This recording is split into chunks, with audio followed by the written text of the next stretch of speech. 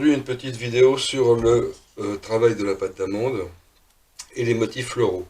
Donc pour faire et pour l'entraînement, j'ai un petit peu de pâte à modeler, classique, hein, une pâte à modeler tout à fait basique, un cutter et un petit bâtonnet ou un morceau de branche de noisetier que j'ai passé au taille-crayon afin de l'affûter,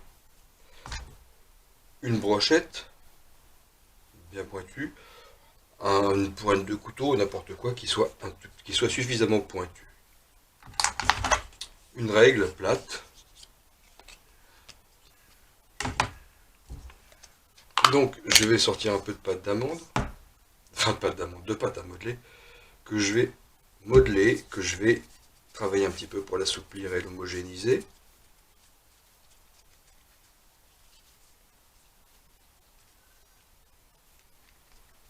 Voilà, que ça fasse un morceau bien compact et bien... Voilà. Le travail. Et je vais l'arrondir. Pas besoin de ça pour l'instant. Je vais en faire un cylindre de la taille d'un petit doigt.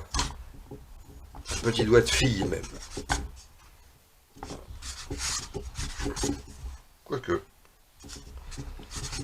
Allez, de la taille d'un petit doigt.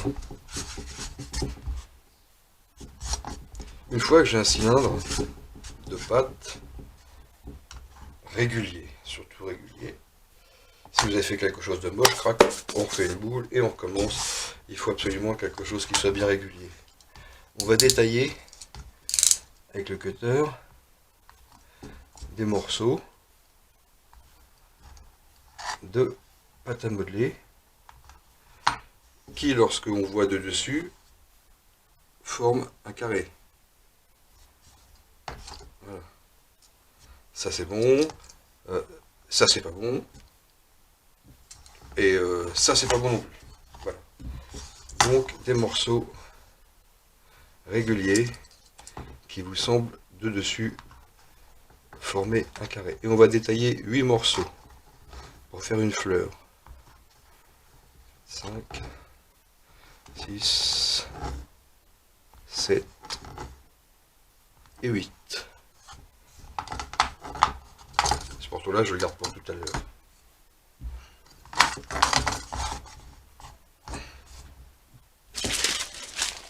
Je vais prendre mon intercalaire. Auparavant, je vais prendre 2 morceaux que je vais réunir. Voilà. De façon à en faire une boule.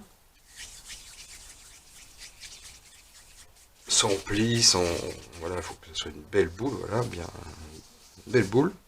Et ensuite, cette boule, je vais en faire une goutte. En mettant mes mains comme ça. Voilà. Cette main ne bouge pas, c'est celle-ci qui appuie en montant légèrement. Voilà. Une fois que j'ai une forme de goutte,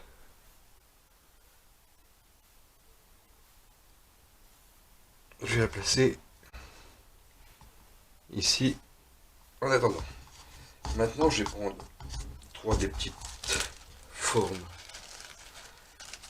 que j'ai préparées et je vais les glisser dans mon intercalaire en les remodelant éventuellement afin de faire quelque chose de bien rond.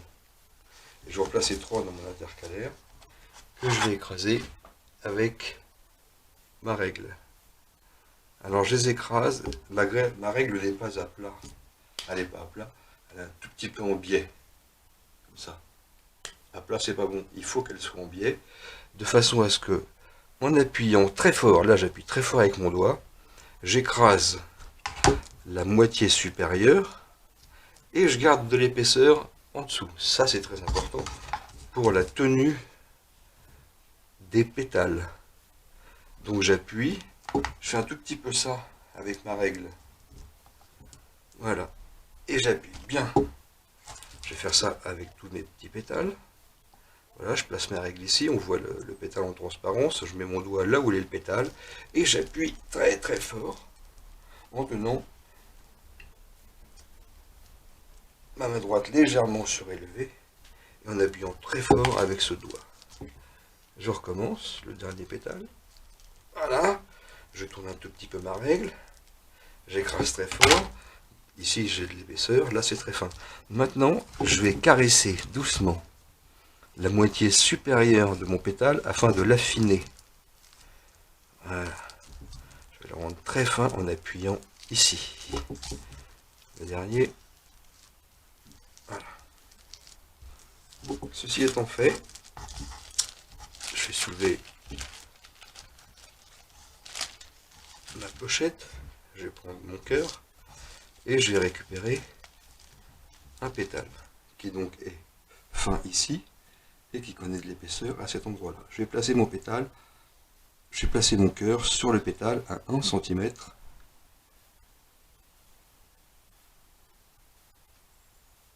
Du haut du pétale fin, et ensuite avec le doigt, je vais venir enrouler. Voilà, ici. Je vais venir entourer ma goutte. Voilà. Surtout, je laisse un tout petit écart ici. Il ne faut pas que ça soit collé, il ne faut pas que ça soit pointu, sinon c'est pas joli. Il faut une toute petite fente visible. Il ne faut pas qu'on voit la boule, la larme à l'intérieur. Il faut qu'on la devine, il ne faut pas qu'on la discerne. Voilà. Voilà le premier pétale. Je suis en train de modeler le dessous de façon à ce que ça soit bien arrondi. Voilà. Je vais prendre le deuxième pétale par le dessous, de façon à ne pas toucher. Il ne faut pas toucher, il ne faut pas abîmer la partie supérieure, il ne faut pas la déformer. Ce pétale-là, je vais le cintrer entre mes doigts de cette façon, et je vais venir l'appliquer juste comme ceci, à la même hauteur que le cœur. Voilà.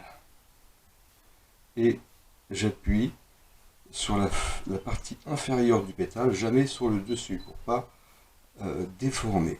Donc j'écrase bien le dessous de façon à bien le souder. Voilà. Et je vais rajouter le dernier pétale, de la même façon que j'ai mis le premier, en le cintrant et en venant l'appliquer ici. Toujours à la même hauteur. Il ne faut pas qu'il dépasse le cœur, il ne faut pas qu'il soit en dessous.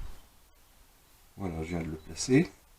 Et maintenant, je modèle le dessous de façon à bien faire adhérer mon pétale. On voit qu'il est légèrement... c'est pas droit, c'est un tout petit peu incliné vers l'intérieur. Voilà, là j'ai mon cœur. J'ai posé le cœur. Je vais aplatir la base de façon à ce que ça tienne bien à l'équilibre. Et je vais prendre mes 3 autres pétales. Enfin, mes 3 autres morceaux de pâte d'amande que je vais modeler, de pâte à modeler, que je vais modeler, de façon à bien les arrondir et les placer dans mon intercalaire, dans ma pochette. Et je recommence.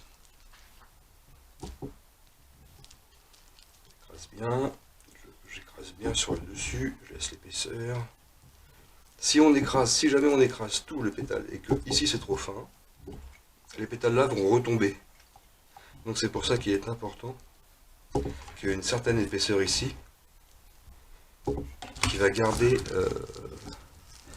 la forme qu'on souhaite.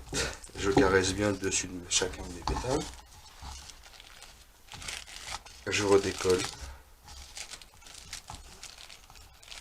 les pétales de la pochette et je vais les répartir sur le tour de mon cœur. Donc je vais poser le premier pétale en veillant, je le mets n'importe où, mais je veille à ce qu'il ne dépasse pas. Ici, là, ici, il ne faut pas qu'il y ait un pétale qui soit plus haut que l'autre.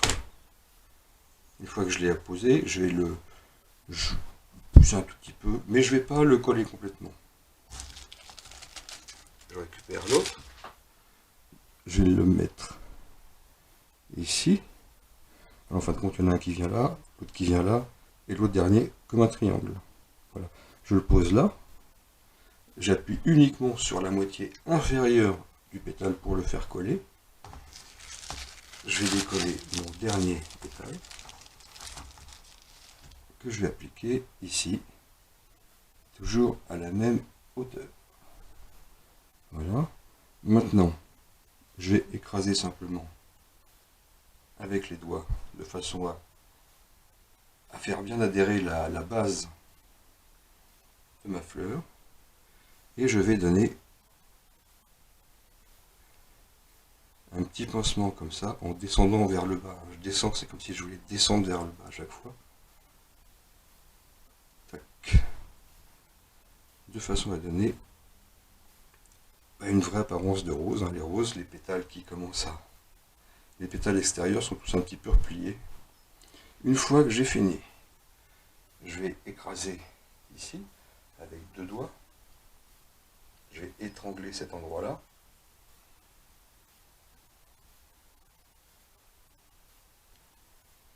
La fleur s'ouvre un tout petit peu par cet effet de pincement. Et je vais couper.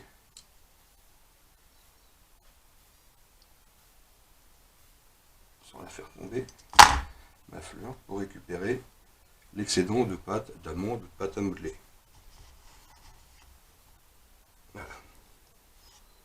Fleurette. Montrer.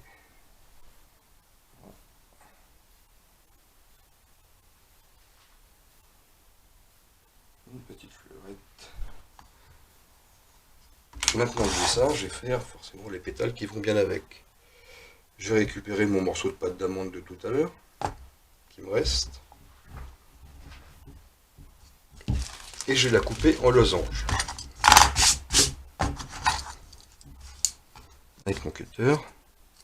En enlevant un petit peu la pâte à modeler qui a croûté sur le cutter. Et je vais le couper en losange. Comme ceci. Là, je vais recouper de nouveau. Et vous voyez que j'ai bien un losange. C'est important d'avoir un losange. Ça, c'est pas un losange. Voilà. Si je le coupais ici, ce ne serait pas un losange non plus. Voilà. Pour avoir un beau losange, il faut qu'on imagine une fois que c'est coupé, que je fais un trait qui va de chaque pointe à chaque pointe et je dois avoir une croix. Et vous comme ici.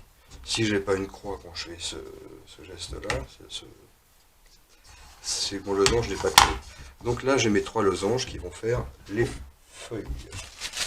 Pour faire les feuilles, on va reprendre l'intercalaire, enfin la pochette. On va glisser sous la pochette les losanges.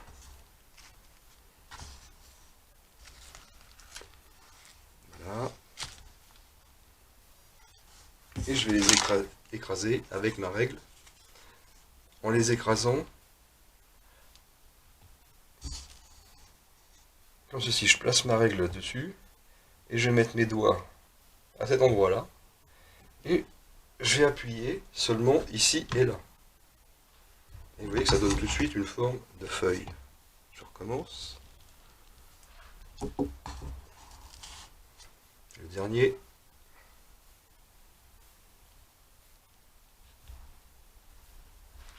Voilà. Une fois que j'ai ça, avec les doigts, là je vais mettre mes doigts ici pour bloquer la feuille plastique, et juste avec les index, je vais caresser la feuille juste sur les extérieurs. Voilà, je recommence cette forme-là. Je caresse les bords afin d'avoir des bords bien fins, et je remonte un petit peu, comme ça va me faire un petit peu comme une nervure centrale. Le dernier. Voilà. Une fois que j'ai ça, je vais les décoller de mon intercalaire.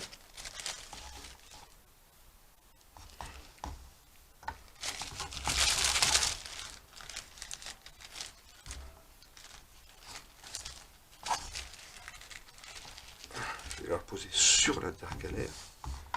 J'aurais pu faire ça, tiens, plutôt en pliant comme ça, en dépliant, c'est égal. Voilà, je l'ai refait coller un petit peu sur mon intercalaire et je vais former les nervures des feuilles avec la brochette ou avec la petite branche d'arbre passée au taille-crayon. Je pars de l'extérieur de la feuille pour rentrer et m'arrêter à l'endroit de la nervure centrale.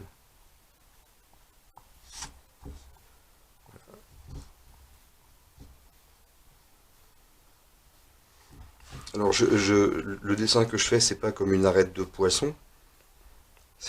Au début, je suis pratiquement perpendiculaire à la nervure, et plus ça va, plus je m'écarte.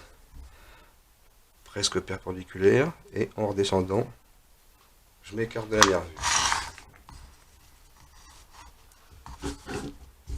J'ai fabriqué une petite tige, avec encore un petit morceau de pâte à modeler que j'assouplis.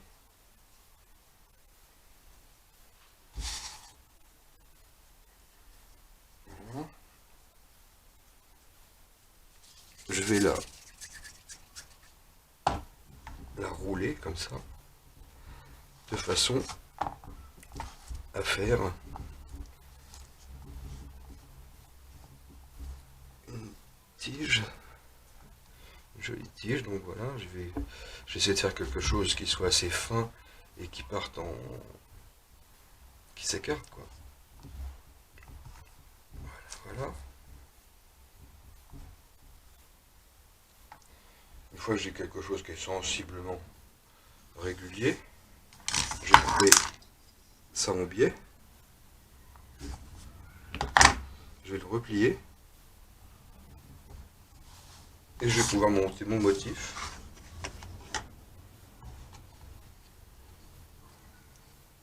La fleur.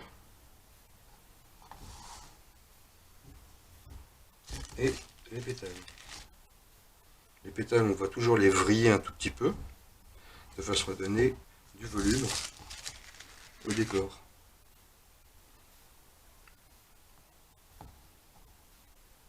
Et on mettra toujours 3 feuilles pour une fleur. Jamais 2, jamais 4. 3 fleurs pour l'esthétique